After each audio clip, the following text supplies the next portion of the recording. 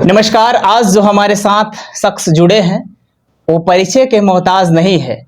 आपको बताएंगे कि जब एक माइग्रेट मजदूर किसी अदर स्टेट में जाता है तो उसका पहला पर्पस ये रहता है कि रोटी और कपड़ा, लेकिन इन्होंने जो मुकाम हासिल किया है दूसरे स्टेट में आके, तो रोटी, कपड़ा, मकान और राजनीतिक में एक अहम भूमिका निभाते हैं। तो आइए बात करेंगे कि उन्होंने अपने जीवन में किस प्रकार से संघर्ष किया, किन चुनौतियों का सामना किए हैं और कैसे आज एक बहुत बड़ा मुकाम हासिल किए हैं।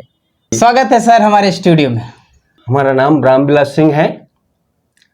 हम बिहार से बिलोंग करते हैं, समस्तीपुर डिस्ट्रिक्ट।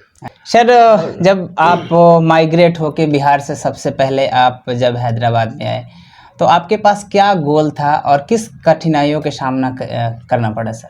सबसे पहले मैं 1989 मैं हैदराबाद आया, एक फैक्ट्री में लेबर में ज्वाइन किया। लेबर मतलब तो हेल्पर टाइप में ज्वाइन किए। ऐसे संघर्ष करते करते मैं 96 में एक स्टेज में आया ऑपरेटर के। सबसे पहले जब आए थे सर, उस समय आपकी सैलरी क्या थी जब हेल्पर रैंक से? जब हमारा 250 रुपये था हैदराबाद। 250 रुपये salary? Only 250 rupees. 250 rupees monthly? Monthly. फिर क्या कठिनाई जब अदर स्टेट पे आप 92 की बात कर रहे हैं तो उस समय सुविधा भी नहीं था, तो किन कठिनाइयों का आपको हैदराबाद में सामना करना पड़ा? कठिनाई बोलो तो उस टाइम में जो मतलब जैसा कि समझ लीजिए कि उस टाइम में 10 रुपये चावल था। 10 रुपये बोले तो अभी का हिसाब से वो 10 रुपये बहुत महंगा था। बहुत महंगा कि 250 रुपये में हम क्या क्या करेंगे। रूम रेंट देना है, महीने भर का राशन जी। फिर वो संघर्ष करके फिर 96 में आके एक स्टेज आया हमारा। उस समय 1996 में आपकी सैलरी क्या हुई जब आप एक स्टेज पे आए? स्टेज पे आए तो एक ही बार हमारा 2300 रुपया सैलरी। 2300 रुपया? 2300 रुपया।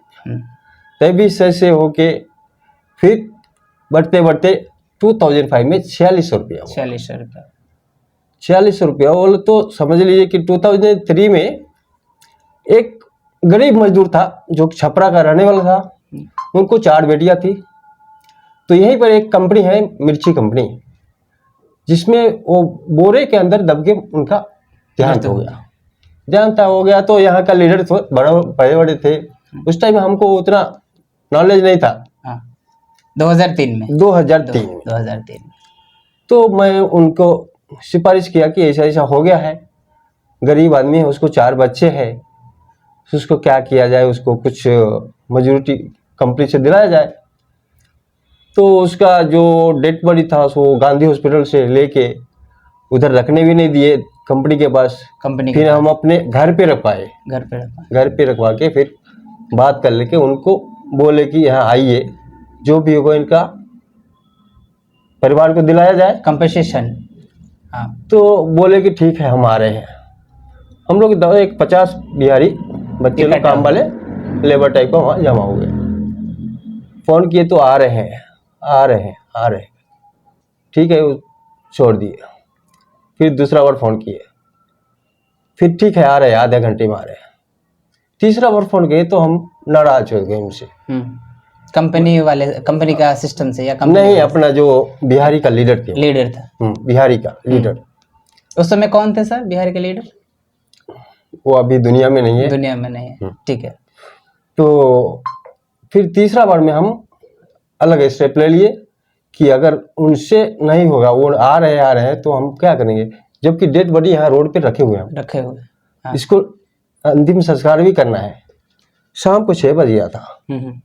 इसके बाद में हम स्टेप ले लिए कि नहीं, जो भी है हम डायरेक्ट कंपनी का ओनर से बात करेंगे। हाँ। बात किए तो ओनर ने क्या किया, उस टाइम में 1.5 लाख रुपए दिया। 1.5 लाख? 2003 की बात कर रहे हैं? हाँ। मतलब आपकी संघर्ष के बदौलत उस परिवार को 2003 में 1.5 लाख रुपए मिला। हाँ। 1.5 लाख मिला। तो उन्होंने बोला कैसा देना है। हमने उनको एक ही कि उनको परिवार का नाम पे दिया जाए। कि इसमें से कोई इधर उधर गोलमाल नहीं करना है। जैसे बिचौलिया होते हैं, हाँ। कंपनी से लेते हैं हाँ। और कमीशन काट के खा जाते हैं, परिवार को बहुत थोड़ा राशि मिलता है। हाँ, तो ऐसा नहीं, हम उनका परिवार को मिलना चाहिए। हम्म, तो उनको 1.5 लाख रुपया राशि उनको परिवार का नाम पे एक डीडी बनाया गया, उनको हैंड ओवर कर दिए। इसके बाद उन्होंने 20,000 रुपये उनका काम क्रिया के लिए दिया गया। उनका काम क्रिया मतलब आपकी संघर्ष के बदौलत टोटल 1,70,000 रुपया, 1,70,000 रुपया वो परिवार अभी भी सुरक्षित है। सुरक्षित है। तो वहीं से आपको आया कि हम अपने स्टेट के लोगों को, या जो माइग्रेट मजदूर है वहाँ के लोगों के लिए कुछ आवाज उठाया जाए। आवाज उठाए, और एकदम हमारे पास नहीं मालूम, हम ऊपर वाले एकदम ताकत आ गया कि अब हम अपने बिहारियों के लिए लड़ेंगे। लड़ना है बिहारियों के लिए, ये जो भी माइग्रेट मजदूर अदर स्टेट से आते हैं सारे के लिए लड़ रहा है। सारे के लिए कोई ऐसा नहीं है कि वो हमारे जाति भेदभाव कुछ भी नहीं है। ओनली मजदूर है।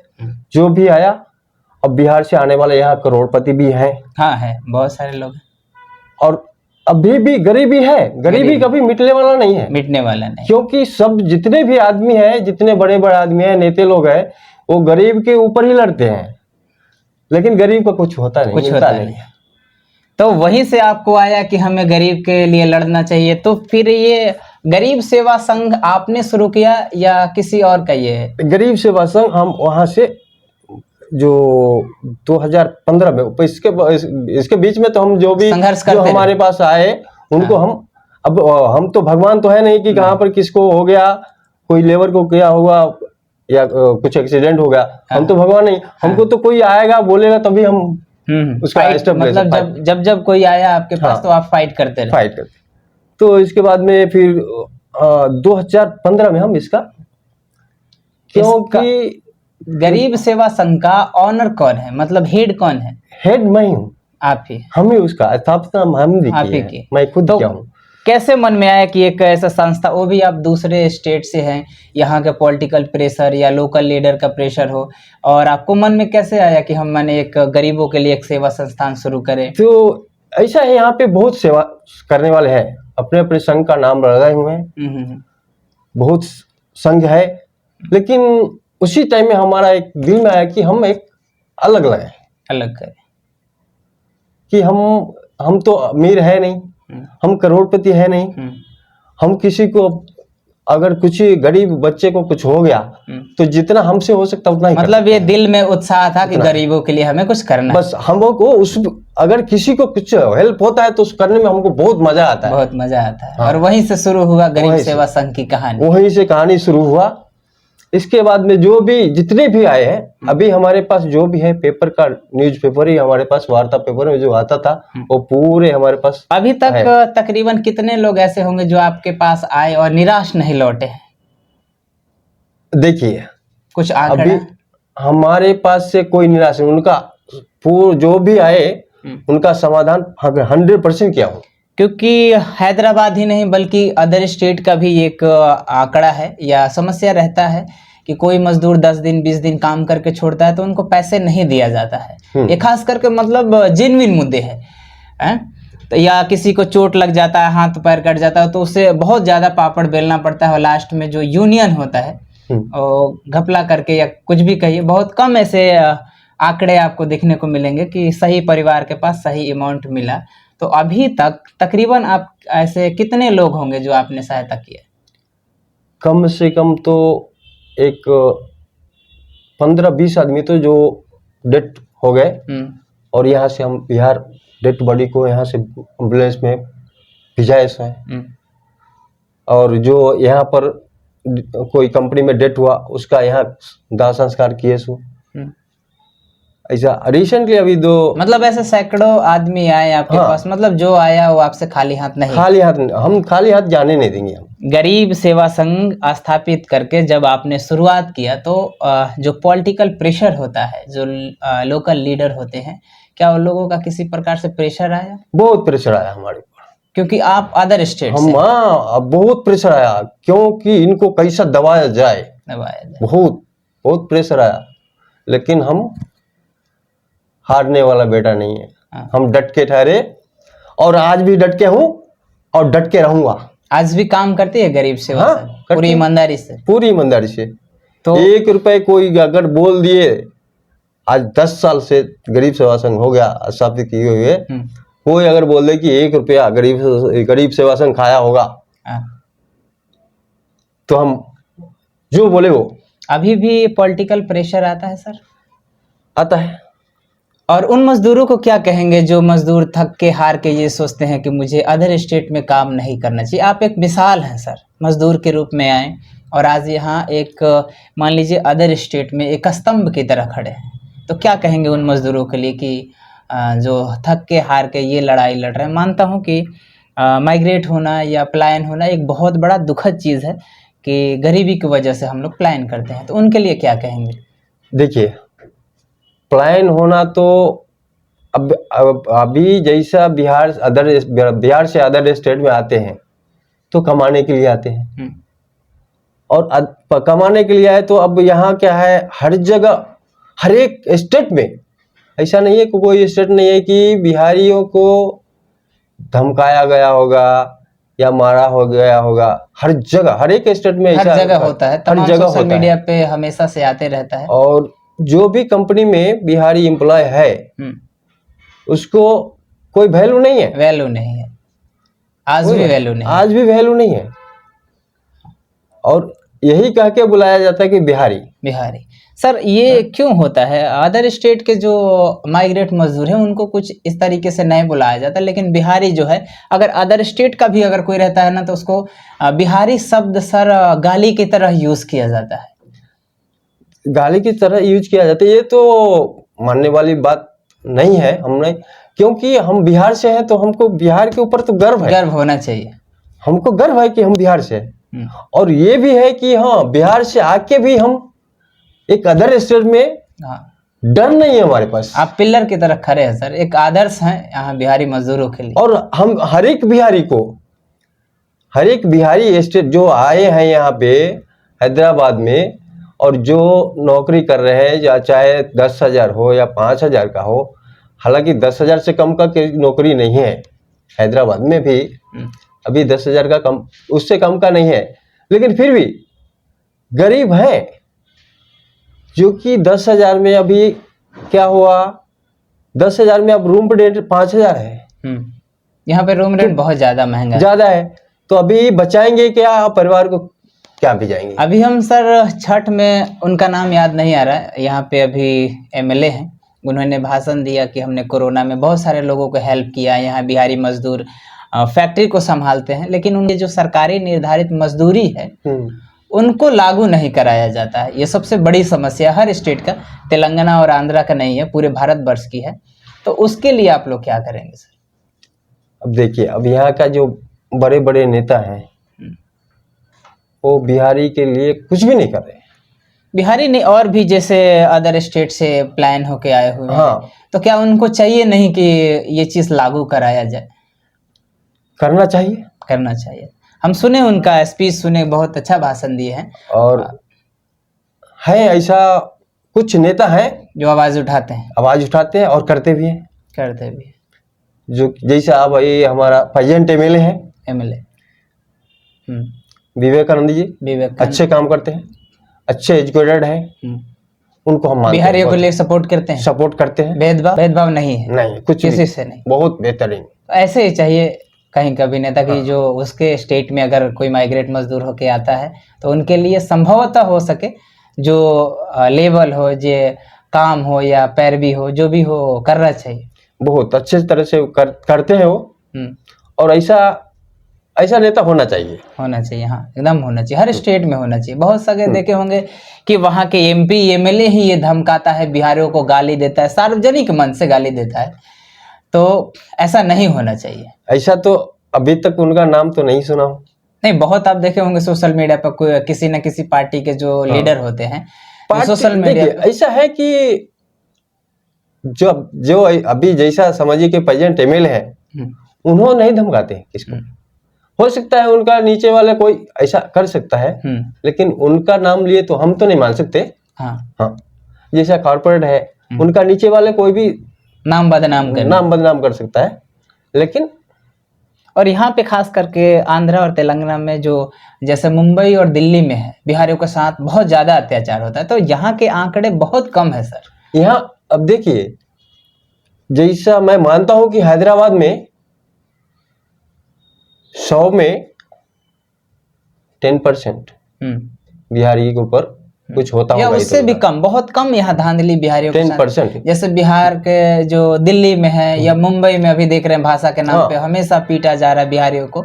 तो भाषा एक कनेक्शन का, जैसे हम अभी हिंदी में हम और आप बात कर रहे हैं, तो हम दोनों को हिंदी आता है, अभी भोजपुरी में बात करेंगे, इसका मतलब है कि हम दोनों को भोजपुरी आता है। जैसे आपको जो भाषा आता है, जरूरी नहीं है कि हमें भी आना चाहिए, लेकिन उस पर प्रेशर करके आप देखे होंगे ज़्यादा करके खास भाषा का इशूज जो है महाराष्ट्र में है। हाँ। और वहाँ के लोग ये भी कहते हैं कि हम फलाना राष्ट्र बनाएंगे। मैं राष्ट्र का नाम नहीं ले रहा हूँ क्योंकि लोगों को बुरा लगता है, लेकिन एक माइग्रेट मजदूर जो है कहीं भी माइग्रेट होकर जाता है तो उसका समस्या यही है कि उसे वहाँ पे मारा जाता है। लेकिन सबको चाहिए कि हमें वहाँ मान सम्मान मिले और हम ईमानदारी से काम करें सर। अभी जैसा महाराष्ट्र में मारा गया, पीटा गया, कि महाराष्ट्र बोले तो मराठी बोले तो यहाँ रहना है, रहना है। हाँ, महाराष्ट्र में रहना है तो मराठी बोलना है। हाँ, अब यहाँ तो ऐसा नहीं हुआ है कि हैदराबाद में रहना है तो तेलुगु बोलना पड़े। हाँ, यहाँ पे हम नहीं देख रहे हैं कि किसको भी भाषा के नाम पे छोटी मोटी जो नोक झोंक है, झगड़ा है, होते रहता है, हर स्टेट में होता है, ऐसा नहीं है कि नहीं होता है। लेकिन यहाँ जो भाषा के नाम पे है या क्षेत्रवाद के नाम पे बहुत कम है, शोषण नहीं है। नहीं। यहाँ जो भी है कहीं भी, अब जैसा ये कोतबुल्लापुर कंस्टिट्यूंसी है, जैसे हैदराबाद तेलंगाना स्टेट लेवल में भी कहीं पे तो इतना नहीं हुआ है। जब आप यहाँ पे माइग्रेट होके सर आए थे, उस समय का समस्या और आज की समस्या में क्या अंतर है? बहुत डिफरेंस है। जैसे बहुत क्या कुछ बताएंगे? मतलब जैसी, अब देखिए हर चीज का तो रेट बढ़ ही गया। हम हैदराबाद में आए थे, उस टाइम में पेट्रोल का रेट, डीजल हम 6 रुपये लाते थे जब गाड़ी चलाते थे 2003 में, 96 में 6 रुपये लीटर था। 6 रुपये लीटर पेट्रोल 17 रुपये लीटर था। वो हिसाब से अभी देखा जाए तो कितना महंगा। और भी जैसे सर सरवाइव करने के लिए, जैसे रूम का, खाना का, ये और कंपनी में काम मिलने का, उस समय जो समस्या रहा होगा, जैसे आज बहुत लोग को क्या होता है, सिलेंडर मिल जाता है, रूम मिल जाता है, इजीली मिल जाता है, तो वो जो समस्या है, या काम मिल जाता है किसी कंपनी में, उस समय कितनी समस्या रही होगी? उस समय तो काम जल्दी नहीं मिलता था, और मिल जाता था तो अभी समझिए कि उस टाइम में गैस नहीं था। क्या किरोसिन पे चलता था, जिसको स्टोव किरोसिन। बहुत लोग स्टोव नहीं देखे होंगे, मारने वाले। पंप मारने वाले। और एक बत्ती वाला भी चलता था, बत्ती वाला। हाँ, तो उस स्टोव पे खाना बनाते थे।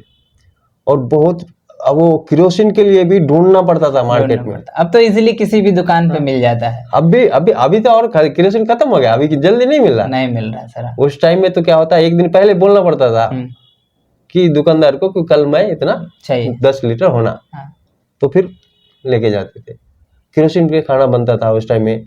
गैस का तो सुविधा ही है, समझिए कि आपको 2000 के बाद हुआ है। 2000 के बाद आया, मतलब पहले से जो संघर्ष था वो बहुत ज्यादा कम हो गया। बहुत अच्छा संघर्ष करके लेकिन हम समझते हैं कि हर स्टेट से अच्छा, हर स्टेट से बेहतर हैदराबाद है। कहीं भी काम हर जगह है, होटल हो चाहे कोई भी काम हो, हर जगह काम मिलता है। अगर कोई मजदूर ऐसा हो जो आपसे मदद चाहता है तो सीधा संपर्क कर सकता है आपसे, डायरेक्ट 24 आवर सर्विस, कभी भी। तो ये सर थे, परिचय के मोहताज नहीं है। सोचिए कितना कठिनाई झेलने के बाद अगर दूसरा कोई व्यक्ति अदर स्टेट में जाके एक स्तंभ बनता है तो एक मिसाल है। ये वीडियो कैसा लगा आप जरूर बताइएगा। और बिहार के तौर पे जिस प्रकार से लोगों का ये सेवा करते हैं, निस्वार्थ सेवा, अगर किसी भी मजदूर को, किसी भाइयों को अगर इनसे हेल्प चाहिए तो आप 24 आवर इनसे संपर्क कर सकते हैं। संपर्क नंबर मैं आप इस फोन में दे दूंगा, आप कभी भी किसी भी समय इनको कॉल कर सकते हैं। ये वीडियो कैसा लगा, बातचीत कैसा लगा, अगर कोई भी सुझाव हो तो आप कमेंट्स के जरिए दे सकते हैं। धन्यवाद।